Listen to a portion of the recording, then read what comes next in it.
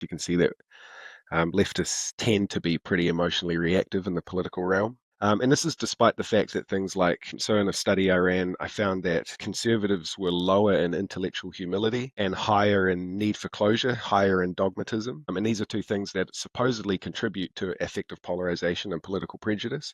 But despite that, despite the fact that conservatives were lower in intellectual humility and higher in need for closure, it was actually leftists who showed more political polarization. That is really interesting. How do you account for that? Or I guess what's your speculation? My speculation is it's hard to say. I wonder if it's the people on the left currently have a stronger sort of ideological framework tied in with their politics, whereas the right has a little bit more of like a libertarian bent in them. So although they're perhaps quite strongly convinced and they have lower intellectual humility, maybe they're higher in need for closure, they have a bit more of a you can believe what you want kind of thing. Whereas people on the left are a bit more absolutist about their sort of appraisals of the political world. I feel like people on the right generally don't attribute as much ill will towards their opponents as those on the Mm, left. Like I feel like the general attitude to those on the right is, those on the left are empathetic, but they're just kind of naive about how they try to implement their yeah, policies.